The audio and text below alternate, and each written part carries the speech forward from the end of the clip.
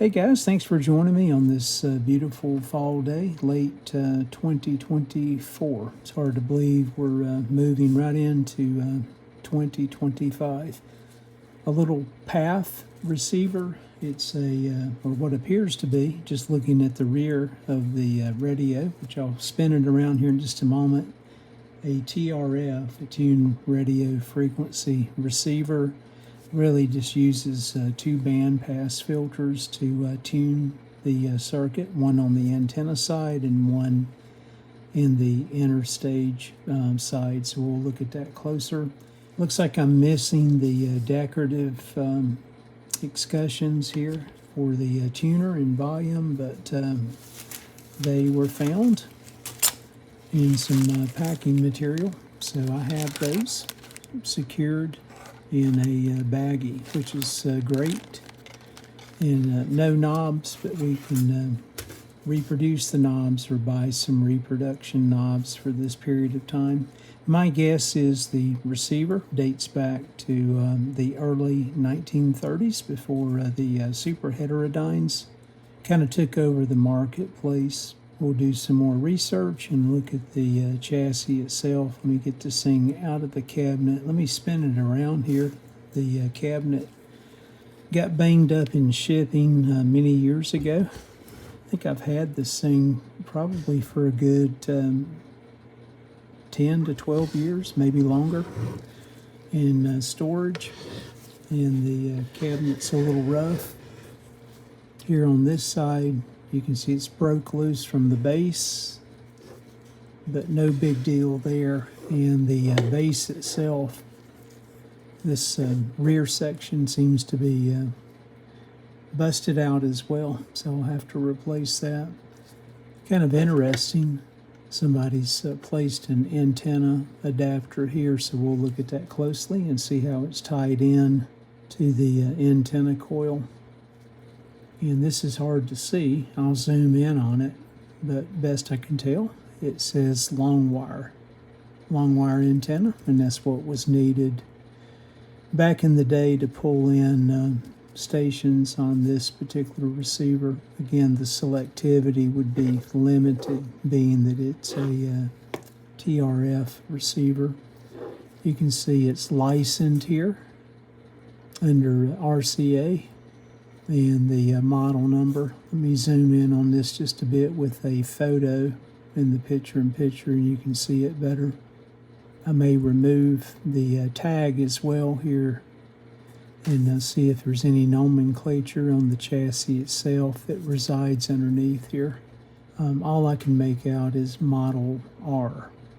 At a quick glance, I didn't see any matching receivers under Pathe for a Model R. Let me get the old line cord off that's been used up, get that out of the way, and pull the chassis out. There's really nothing holding the chassis in the wooden cabinet right now. Again, this is the only fastener, and it's broke loose due to the failure here in the cabinet from shipping or from damage back in the day.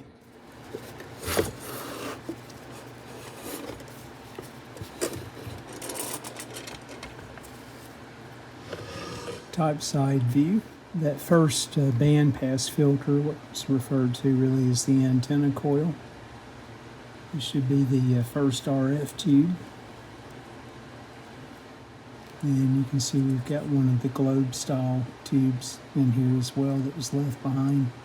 So at least we have all the tubes. Not saying that they're correct for the socket, but we'll do some research and see. Your typical rust that you would find on something from the 30s. Looks like this particular tube is the only one that has the tube shield. So we'll take a look at the power transformer closer in a bit. You can see the C37 nomenclature. That's probably the model number. And I think Thermador Electrical Manufacturing was previously Inca, and they were bought out. So we'll see if we can match that up to an Inca number. I can already see one of the tubes here, 2A5. So That's the audio tube, and 2 representing the heater voltage. So I'm assuming the transformer itself, the heaters, are 2 volt. We'll look at these other tubes in here, and also the other tube back here, which may be a rectifier tube. Look like wires are cut here, not sure why. We'll do some research on that. Not certain if someone was doing some troubleshooting and had the volume and the on-off switch out of the receiver at some point in time.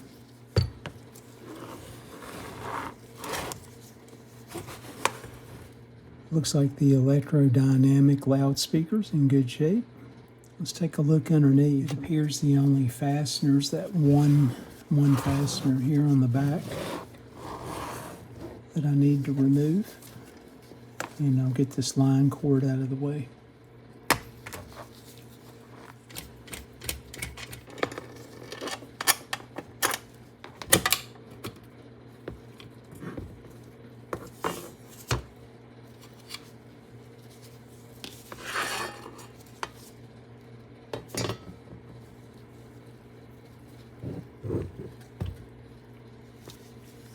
Okay, there's the underneath side. Looks pretty clean.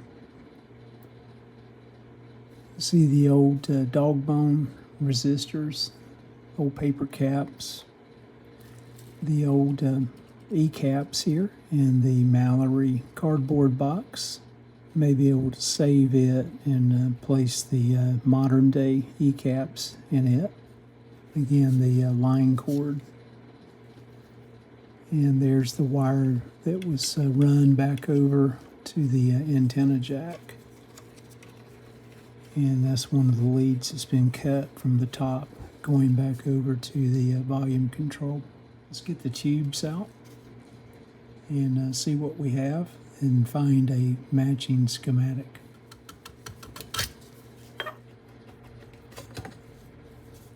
Okay, looks like the tube socket itself is denoted as a 58 tube. And the 58 tubes were in the 30 period, early 30s. So that makes sense, and it's definitely a 58 tube.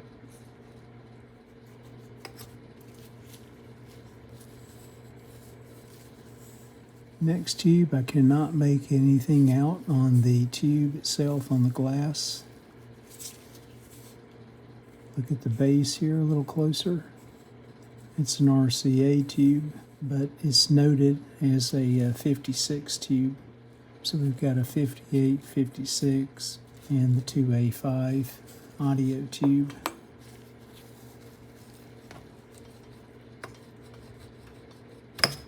And what was common, we'll probably find this to be the 80 rectifier tube. Loose at the base here as well. And let me see if I can get down in here and get this rectifier tube out. It's loose at the base itself, and I can see why you really can't get your fingers down here to pull up from the base. But the glass is loose from the base, is what I meant to say. See if I can get underneath here and pry this thing up.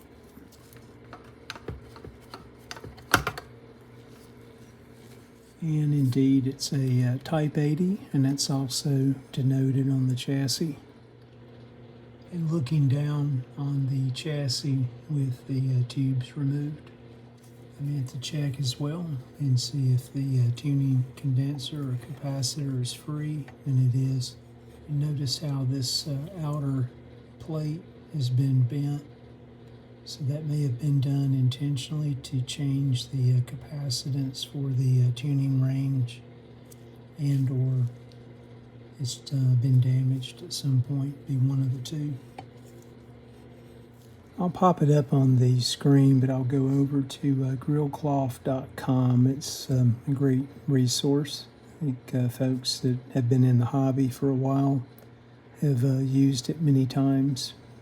You can see I've put the tube complement into the search database, and what comes back is a Westone Model 20.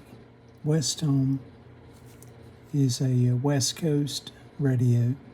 It was made out in the LA area in the 1930s. I think they were part of the Pacific Radio Corporation out in LA. Pathe, even though they did some production, I think early on in the New York area, later on they moved before they shut down and went out of business toward the mid-1930s, is my understanding. Their production was done out on the West Coast, so this chassis was probably made by Pacific Radio. Again, the matching schematic here, I'll pop it up, being a Westone Model 20. And again, you can see the model number here of R is all I can make out. I'm going to pull the tag off and see if there's anything underneath on the chassis that would provide any additional clues. Well, I can already see there's nothing else underneath the tag itself, so no luck there. Let's give the old power transformer a quick test, just looking at DC resistance itself. All right, I got the tube socket adapter kit out.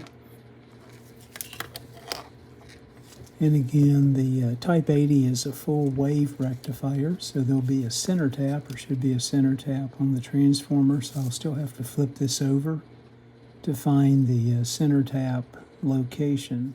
All right, I just pulled up the schematic. I'll show that in the picture-in-picture. You get back down here where I can measure DC resistance. Again, just a rough test here to make sure that we're good. We don't have a winding open, so I'll be going from 3 to 4, which is across the plates themselves. And you can see I'm reading about 775 ohms, or 0.775K. Let me find that center tap location in a minute, and then we'll repeat the test and make sure that we're basically half of that. We should be good. And then if we look at the filament of the Type 80 tube from 1 to 4, you can see we have DC resistance there of around 0.1, 0.2 ohms, which is typical. That's good news. So just basic test of the transformer to this point, feeding the 5-volt winding and the high voltage winding seems to be in good health. I can fit it in here. I'll just use the adapter in the 2A5 socket. We'll do our testing there. All right, we'll go ahead and check the 2A5, the 2.5 volt winding for the heater string. Pins 1 to 6.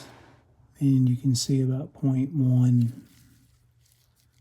ohms of DC resistance, so I think we're going to be good there on the 2.5 volt winding, feeding the heaters of the tubes. For those following along, you can see the electrodynamic loudspeaker, the field coil here, and the 2 leads leading underneath. Again, looking at the schematic, you'll see that the center tap attaches back to one side of the field coil here.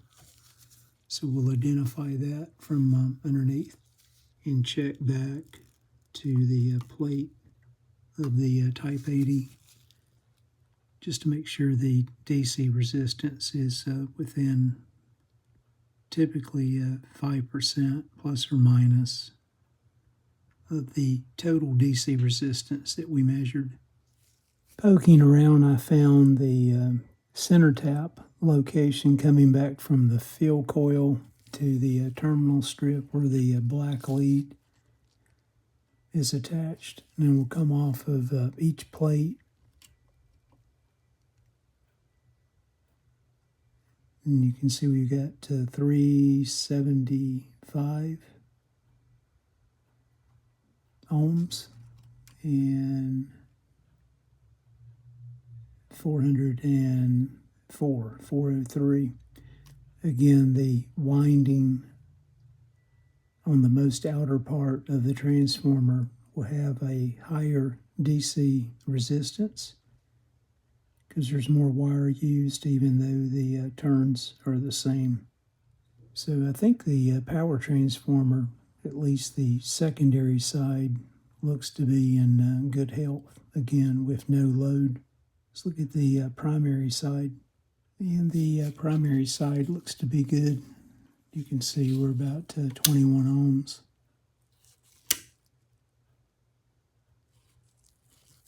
Looks like we've got a dirty switch, so we'll have to address that along the way. No biggie. Again, we'll see if we can pop the back cover off and get that cleaned up and or replace it if needed.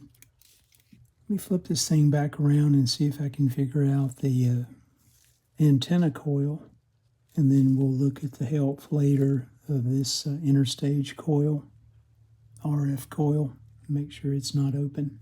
The lead coming from the antenna that someone had placed on to a long wire antenna using a phono jack was cut here. You can see it goes back to the first antenna coil at this location. The other 3 locations running counterclockwise are tied to chassis ground. Looking at the schematic, then it appears this is the primary side of the winding. Again, going to the schematic, you can see the secondary side. Again, the schematic I'm referencing indicates a shortwave option, which we don't have on this receiver. The tuning condenser itself is grounded on one side, and the other side itself goes over to the grid of the 58 tube, which would be here. So we should read DC resistance at this point. And you can see we do 5.2 ohms on the secondary side. Spin this thing back around. I'm going to get my tube adapter back out again for the 2A5. Use my audio signal generator. Let's just drive a signal through the output transformer back over to the loudspeaker and see if we hear anything. Again, the electrodynamic loudspeaker right now is not energized. That is the fill coil with DC voltage, so there's no current, but there's enough magnetism left. Again, I'm just connecting between pins 2 and 3 on the 2A5, going back to the center grid position, the screen grid, back over to the plate. And I have my audio signal generator hooked up.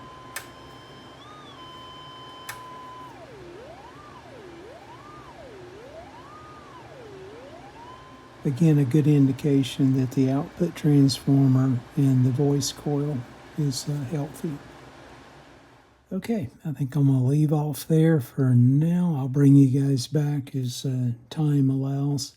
You guys know how life events kind of get in the way. So as soon as possible, I'll come back and provide an update. Need to check that coil I'm showing here, the interstage coil. We'll do some DC checks on it, and then a simple electronic restoration. Try to get those parts and pieces out of the way. Power it up before I spend any time trying to remove the rust down the road as time permits. Thanks for watching part 1. You guys take care. Stay well.